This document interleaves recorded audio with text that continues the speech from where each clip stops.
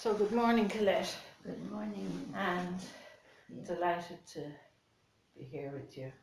thank you. So I know you have some interesting tales.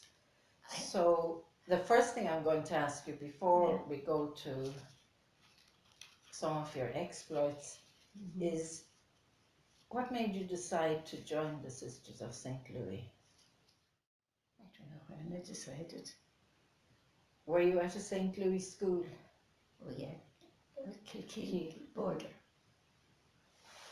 Okay. So you probably saw the nuns there and what they did and so forth. Okay, we'll go on We were to. inspired by. You were inspired by the sisters there. Okay. Well, I think, did you go to Africa straight after profession, or were you in Ireland or England? I was in England. Yeah, but I don't know, was that, it must have been after profession. I was Yes. sent there after Yeah. profession Yeah. to Bury St. Edmunds. Yeah. And then you spent some time in Nigeria. But tell me what happened one year you came home from you're on leave. What year was it? Was it 1984 or 1994? The genocide. The genocide. What year was that? Anyway, it doesn't matter what year. We're talking about the genocide in Rwanda. Yeah. So you came home from Nigeria to have a rest, and what happened? And my sister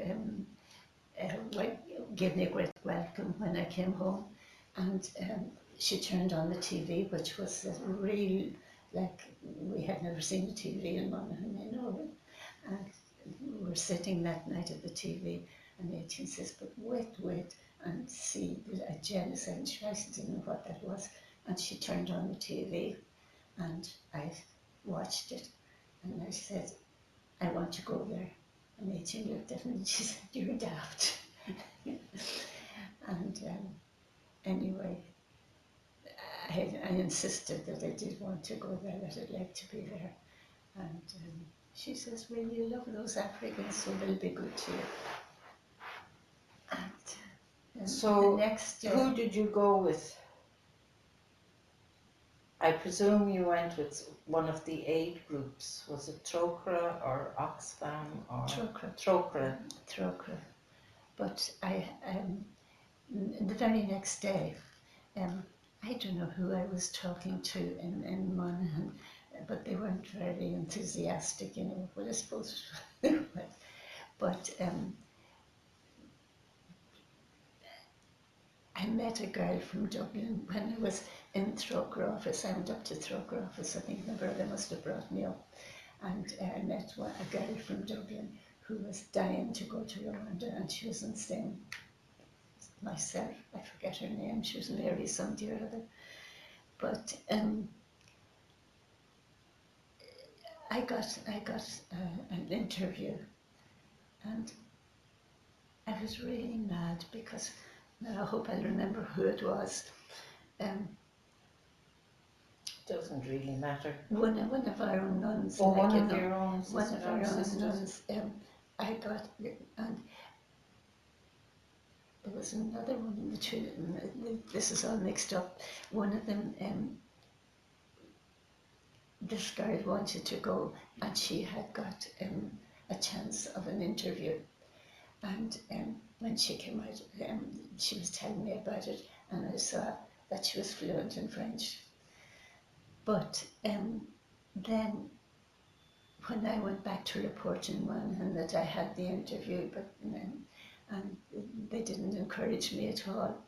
And whoever it was, I don't know, she was a real old boss. And she said, well, I have got an interview for you. I was delighted. And she said, you can go up tomorrow, whatever it was, and I'll go with you. And she came with me and sat all through the interview. And I didn't live that down for a week, you know. But anyway, then when it came through, so that was, she hadn't very much information herself because she hadn't been there, but she knew what she was doing, and she agreed. And the thing that really won was that I was fluent in French, but I wasn't what you'd call fluent. But she named one of the older sisters in Monaghan who was, forget who she is, and every time we meet we say, how's your French? But it was French that got me into that's what helped me to get in, because they had guessed that they were going to change the language of the country. You know. Okay. It was German before, and because it was German, everything was exact and right and clean and perfect. And the houses that were burnt down were up like that. Solar everywhere in the middle of the genocide, in every place. I was lucky to be put in charge of primary schools, you know. Okay. And it meant I got around a lot. And it's really the most beautiful country. And there are flowers everywhere, everywhere. And in the middle of the genocide too, you know. And like the tables were set, there were flowers on the table. Any feast there. And this was in the middle of a genocide. Yeah. They were able to do that. They kept the place. And you see, they weren't spending money because the gardens were there. Well, let's see. So, interview with Chokra, emphasis on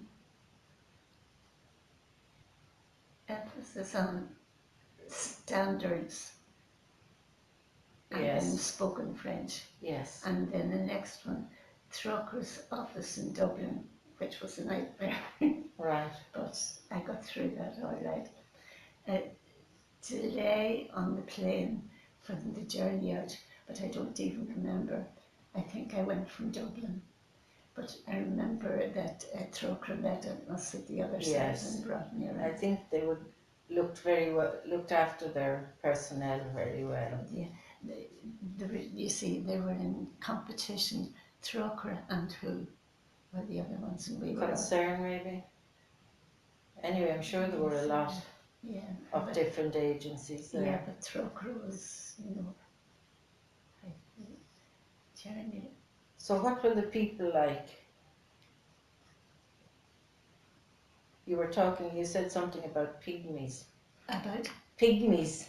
Pygmies. Yeah, well, that was later on, you know, when I got to know the Pygmies, you know. But they were being supported by America, you know.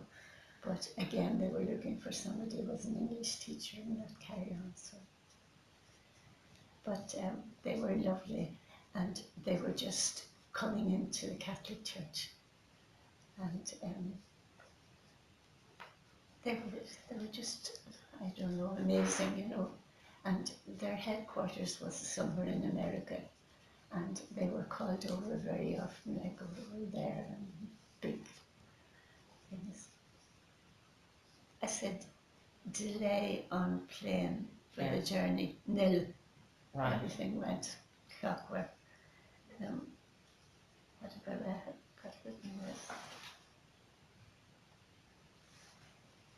I remember nothing of the actual journey, except my surprise at the excellent roads, the warm welcome, and the distribution of lodgings when you just go in. Now, we're going to show you this area, and they showed us a map of the place where we were, and said, now go yourselves and look around at the houses. Most of them you will find have been emptied, and not emptied, have been, the people have gone away, run away, or the bodies were still lying there. So you can choose whichever one you want, which suits you, but be sensible. They what trained us and what exactly to look out for, that kind of thing. And you see, cows was a big thing, and that's what the genocide was really about, killing cows for food, you know. Right. But the human beings, you see. Yes.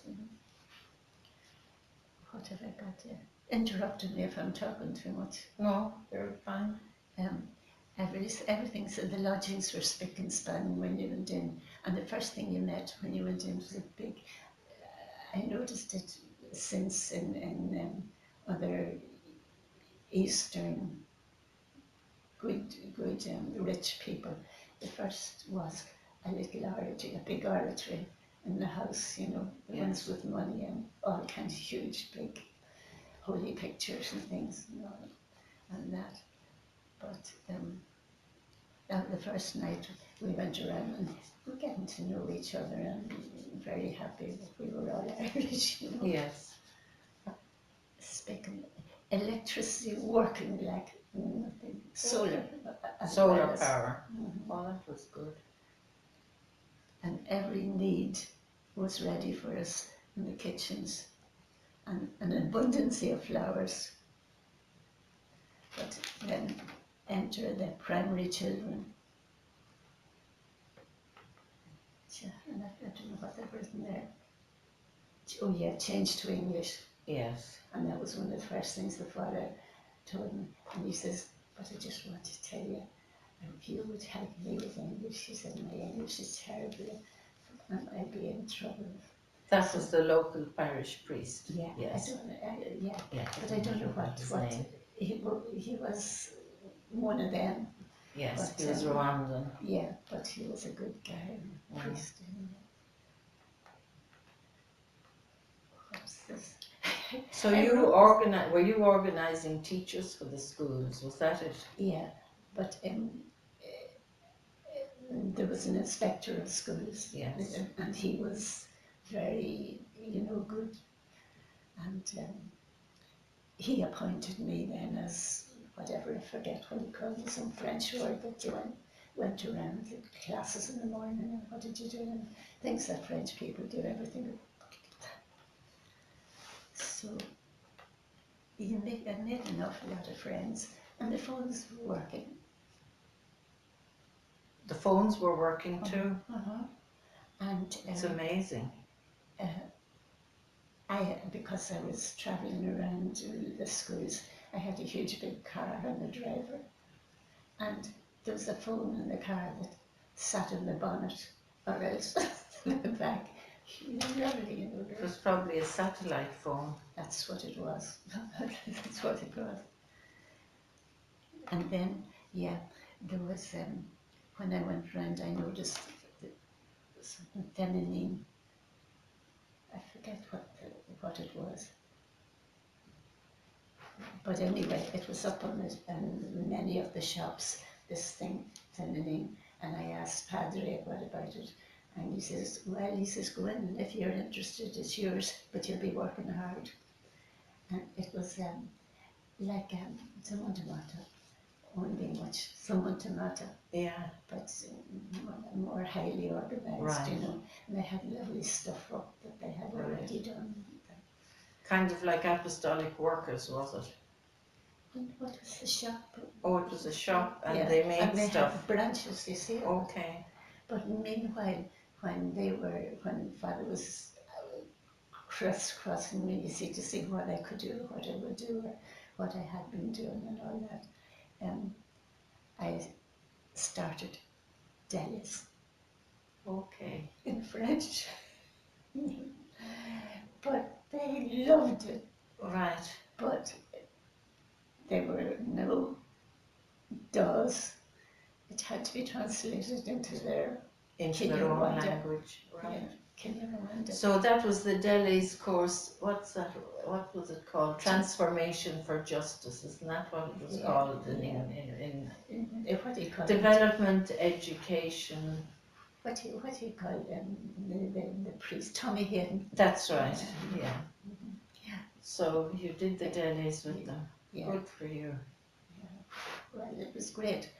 But meanwhile, everybody had tried to, find us safe. The local people they knew they'd be safer than other things. So there was an awful mix up with houses and things like that. So we were going around carrying furniture and selling the furniture and setting up markets and closing markets, Did you see any fighting? You heard it. You heard it, okay. Mm-hmm. Mm-hmm. Yeah. Mm-hmm. The girl is sitting as near to me as you, and a fellow pulling out her ringlets one by one. There were so many things. And you see, the cows were being killed For food. right beside where the owners were being killed. And that was that. But the people were so nice and so kind. And, you know, the word I would say were trying, not to save me, but trying to be with me, you know. To say, I only remembered this morning. Oh, yeah, the liturgy, the Mass. Not, yes, it would have been every day, there would have been a Mass, but the most beautiful ballet. White, gorgeous, the music. During the Mass. Yeah, during the Mass, like it's in the entrance and Yes. doing it. So they actually were able to be fairly normal in spite of the horrific circumstances around them. Yeah, but they were hiding under cabbage patches, and I know they were really suffering. Yes. And like we could walk around, Right. they couldn't. They couldn't. But one that I will always stand out about was there was an awful lot of what do you call it? I have it written down, the word. It's a word that we know very well, but I can't. No, but I haven't got it there. The fellas making the women pregnant. Oh yeah, rape. Rape, that's the word I'm looking for, yeah. And that was really very, very bad. Okay. And there were all kinds of punishments for that, you know. And there was the one that it was a soldier in charge of that, especially that, and he was a brute, an absolute brute, you know. And he would insist he would go into houses and pull the girls out, and he might be the one that was going to rape them and all, you know. And the screaming at night time. Now by this time I had plenty of girlfriends who all told me all the, you know, the good and the bad about things, and I was able. But the punishment for rape was immediately shot. And they had something. Even though it was the soldiers, they did shoot the ones if they had been raping the girls. Yeah. But at the very beginning of that, I wouldn't believe it, you know, I wouldn't believe that it was going to be like that at all, and I was cringing around. But every morning we had to line up and introduce ourselves. But we were warned that there was severe punishment for rape. So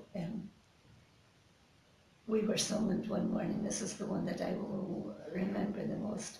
We were called one morning, not all of us. I don't know how they worked it anyway, but they said that there was another question of rape last night, and they were disgracing the country, and that made the crowd mad, because the crowd weren't happy about that. But I wasn't sure of what was going on at all at that stage, and every morning my Zamontanata, we call them until I remember the name, they would. That would be the Catholic women, Zamontanata. Yeah, Isn't that what they were? No, they were similar. Yeah, similar because, to the. I mean, it was Father Paul that was helping me. Yes. But what was I going to tell you about that? Yeah, he summoned them and said something very nice about, instead of screaming, let's pray or something like that, you know. And they mumbled and dumbled because they knew that the girls would get whipped. So I pushed myself up to the front of the place, you know, to see could I do anything about it. And when I was there and I was looking up at the the policeman or whatever he was, fell in charge, governor, I think they called him. And I just saw a little gun here. And my eye just literally rested on the gun, and he looked at it. So I went over, and he just turned and walked away, to pretend he didn't see me. And as I stood there, I heard things, and went over. And she had died immediately because she, I'd say, heart failure, But I'll never forget that one. But like, then another one, they sent me up to the hospital one day. It was a sister's hospital, and it was very well kept, and but they sent me up there and said, like, have a look around and see what you would advise, and that. And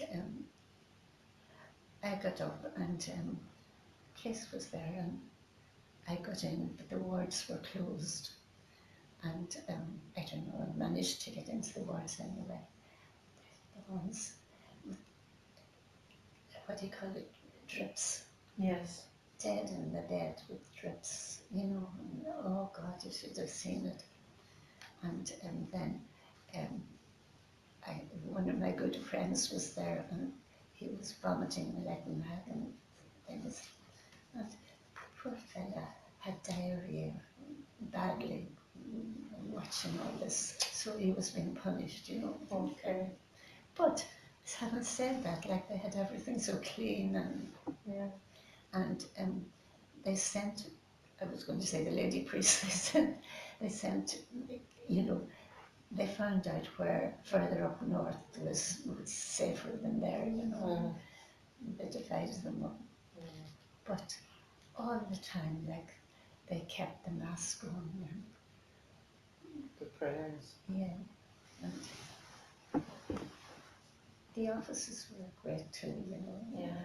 And I never saw any rickety about the money or anything, No. like, I don't know. Did you get to see much of the country when you were there? Oh yeah, I did. Yeah. What? We had 365, what do you call them, fish ponds, Okay. and they were all over. And what was the other one, the other big project that we had? I had seen when we were going around examining all the houses, this big mansion of a house, really, not decorative, but well built, and I said to the girls, what is this? And she said, oh, it used to be a police station. She says, but it's not occupied, but there's electricity, everything. And I said, that's lying there, and some of you are lying out in the bush all night, and that's lying there like that. This was the girls. So we decided that we were going to have, I suppose you'd call it a restaurant, but a restaurant with sleeping rooms as well. Yes. Oh, I forget what we called it, something feminine. Forget what it was. So did they live? So no, they slept. Did they come in at night there to sleep?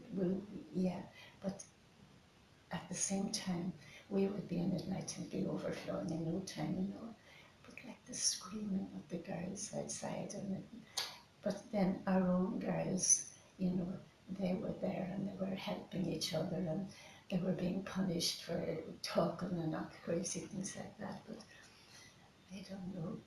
But we decided about this. We were going to have this restaurant, and we bought umbrellas, these big things, and put them down the tables, and because the weather was beautiful, and they were coming into that, and sure, it was great for them. But they were ones that would say to me, Sister Grace, we're good Catholics, good German Catholics. Right. And that's why, if you asked them to repair your shoes, they would do it, and they would be perfect. Anything the Germans had done, they were great. One great thing that they'd done, goats was their favourite, like our chicken goats. Right, goats. And we had all these, as I tell you, these pools of water as well.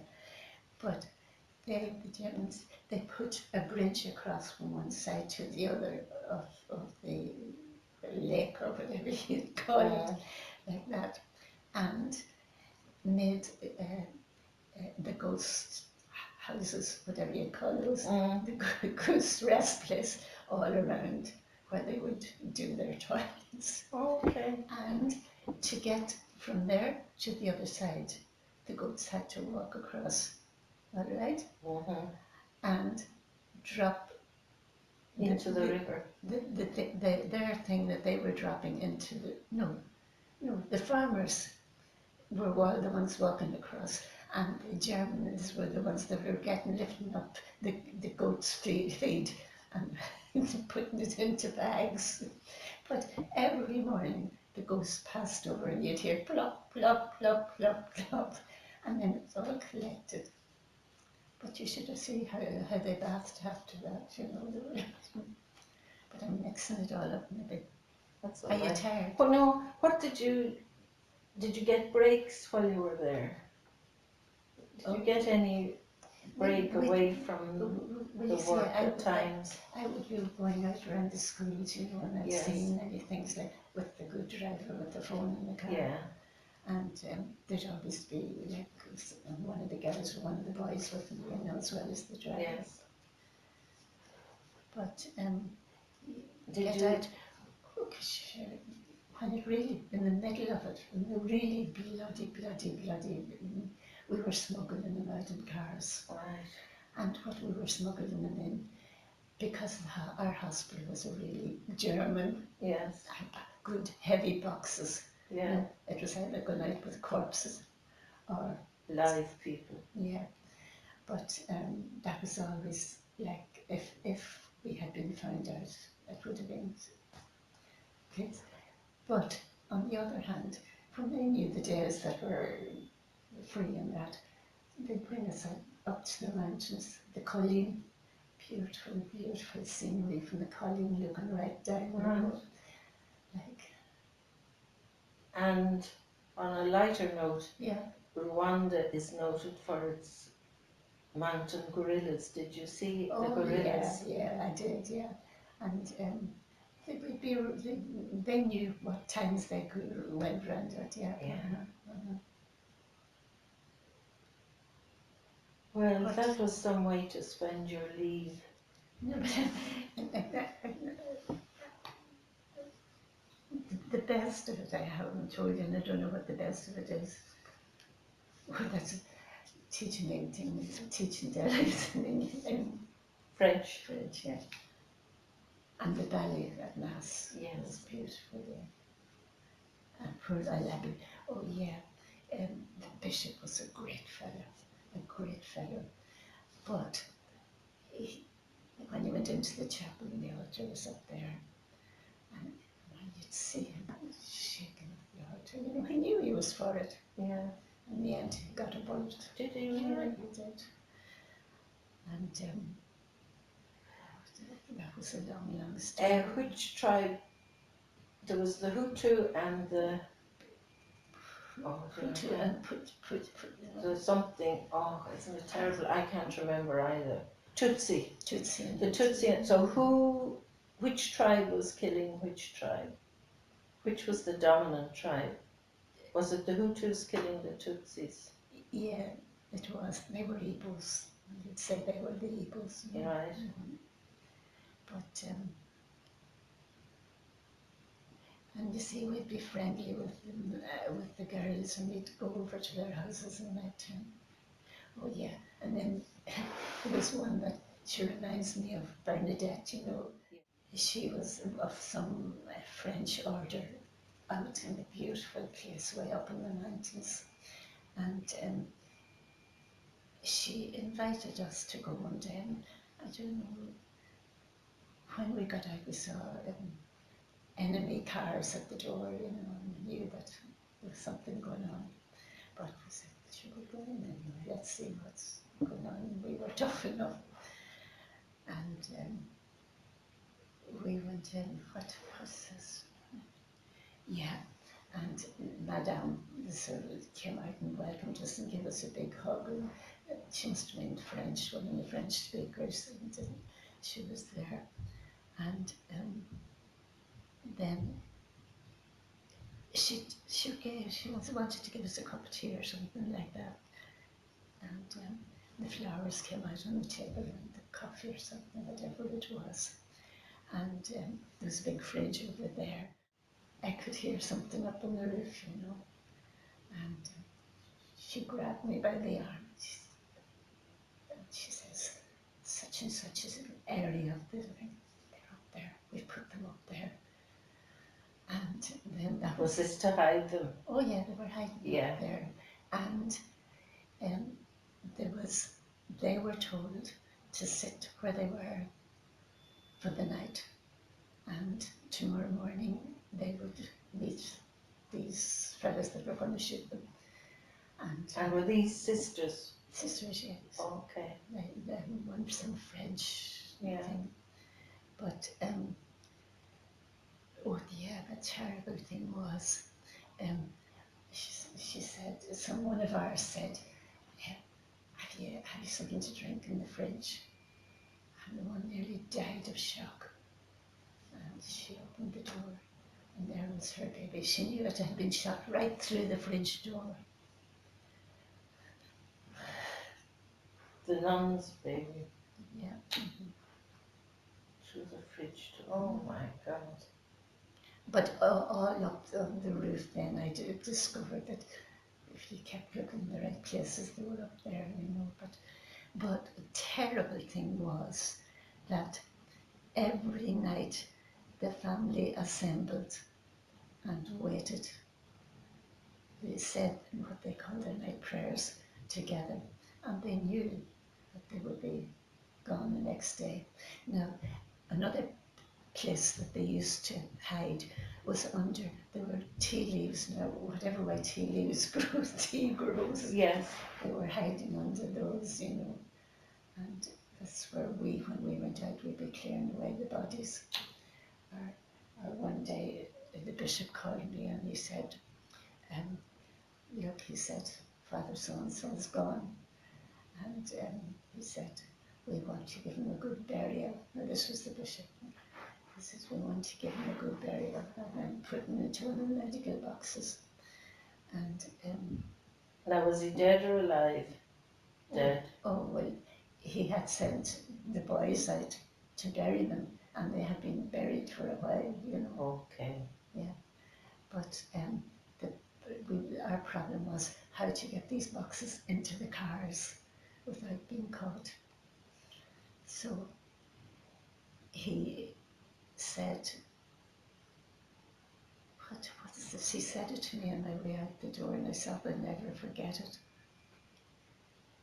That he was setting up a band that evening to go out and look for Father.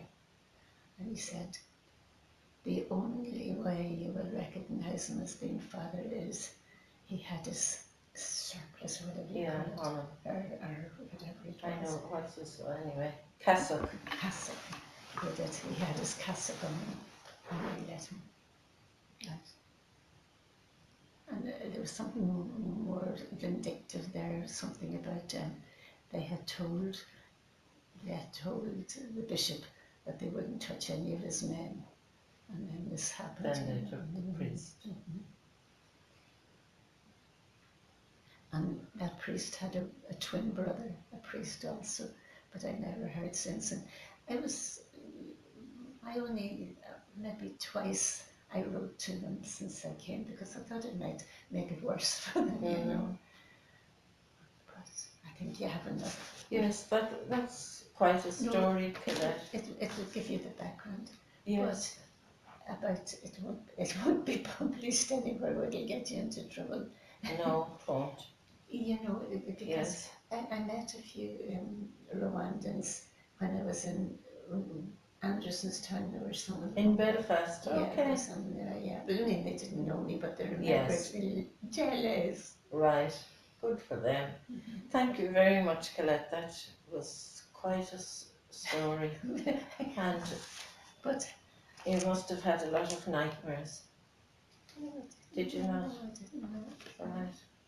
Okay. Seeing it on, you know, like girls in the same class, Yes. how they just hugged each other at night time, you know. Here, I let Right. you go because Thank you very much.